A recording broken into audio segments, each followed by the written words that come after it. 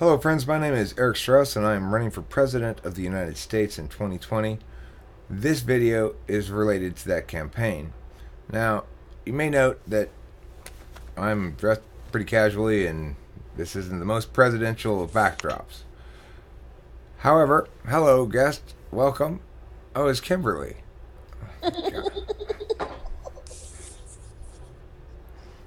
Okay, well, so that's a happy occasion here. As I begin this video, this is my wife to be, Kimberly, but not your future first lady, as I do plan to make that a position in the cabinet, first lady, and hire somebody to do the job. Her job will be to do things like bake cookies and share recipes with the nation, or whatever the first lady is supposed to do. It's kind of old-fashioned traditional stuff, I think.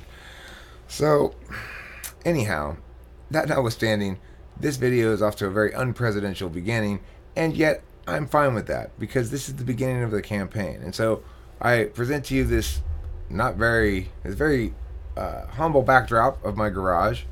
And I, like you, I'm a regular American citizen living here in California, 46 years old, and what I am making this video tonight to do is to talk about one portion of my platform. The reason I'm running for president is because I genuinely have a vision for the country that I believe is superior to that any other candidate presents. I believe myself more knowledgeable, more informed, more prepared, and more qualified to be president than any other person I've ever met. And I hope to convince you to feel the same. So tonight I'm going to present a little bit of my platform that I've gotten done so far. As soon as I made a serious decision to run president yesterday, last night I started to work on the platform. Policy areas. These are all the kind of areas I'm going to address in this platform. Taxation, immigration, foreign policy, armed forces and defense, budgets and debt, federalism, drug laws, currency, security, environment, social security, jurisprudence, education, social justice. I'm going to address also operational principles: consistency, pragmatism, restraint, humility, creativity, respect, and concern.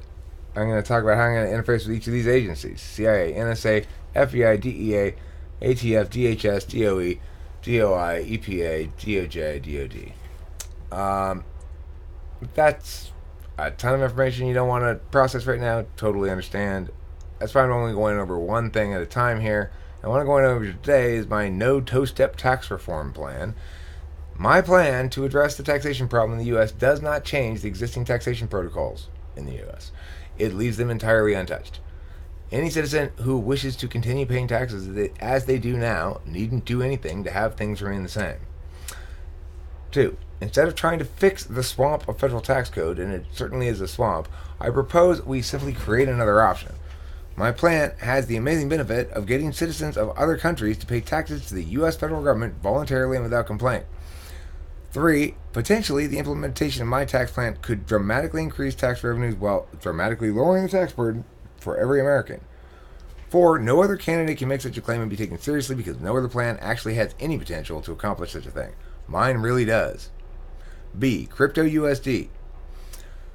The plan is to have the federal government create a cryptocurrency with the following traits.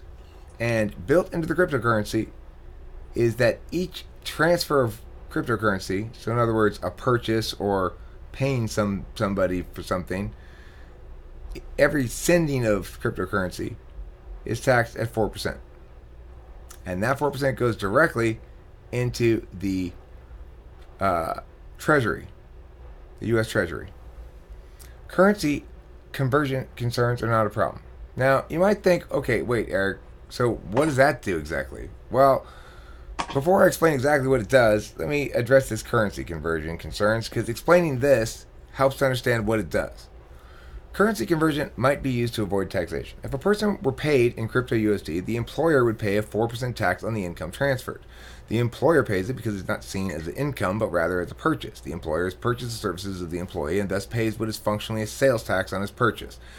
If the employee were to then convert his crypto-USD dollars to regular dollars, those dollars would avoid the 4% transaction tax and thus avoid, when spending those dollars, those spending regular dollars doesn't have any transaction tax, and thus avoid the nominal tax, the normal tax protocols, and the new alternative tax protocols. This is not a problem because the conversion to US dollars is a transaction, so the purchaser of dollars pays the 4% no matter what. Note that it doesn't work the other way around. You can spend US dollars to buy Crypto-USD without paying any tax. Only the seller of the Crypto-USD pays the tax because he's the only one transferring Crypto-USD. Tax upon each transfer of wealth, regardless of reason. Wages, salaries, and profits taken in Crypto-USD are all subject to the same transaction tax as purchases, refunds, and all other transfers of funds completed in the currency. There are no exceptions. If you get a refund for a product, the person who's refunding your money has to pay a 4% tax. So that's probably going to come out of your refund. But it makes the whole system work that there's no distinction between type of transaction. The tax is taken on every transaction conducted in the currency, regardless of who conducts it or where in the world it is conducted. In other words, this is a tax on using the currency, not on anything more specific than that. The tax is built into the architecture of the currency. The absence of any way to access any information regarding a transaction other than the amount of the transaction and that it occurred, the time of the transaction will be fine as well, but is built into the blockchain architecture. What's not retained informationally is any information about the person who sends the money, the person who receives it, or what the transaction was about. This is a truly progressive tax, and it is flat because it taxes transfers of wealth and not receipt of wealth. Those who move more money, always those who have more money, always pay ever more in taxes as they grow in wealth. In the status quo, transfers of wealth are distinguished according to their purpose. So if I spend money on a printer for my work, that money doesn't count as income to be taxed. Such a system is regressive because the richest people and those who have the most justification. Because the richest people and the people who have the most justification for claiming exemptions for many large expenditures are the same populations. The status quo is designed such that the rich will always avoid more taxes than anyone. After all, to exempt money from taxation requires a rich person to establish that the money was used to get more rich. That seems odd. Meaningful reform of the tax system is likely impossible any other way. The Income Tax Amendment makes it impossible to constrain future Congresses, so we can't have any kind of long-term solution that doesn't somehow circumvent that. This plan doesn't take any power away from Congress, so we don't subvert the power of Congress to tax. We don't go against the Constitution in making this cryptocurrency. The plan creates a system that renders Congress's constitutionally articulated power to collect income tax moot by making it literally impossible for Congress to exercise that power over incomes realized in their cryptocurrency. The plan is likely to increase total tax revenue while eliminating forever all need for Congress to generate and all ability to effectively oppose new tax law. Why? Well, because that's what's built into this cryptocurrency.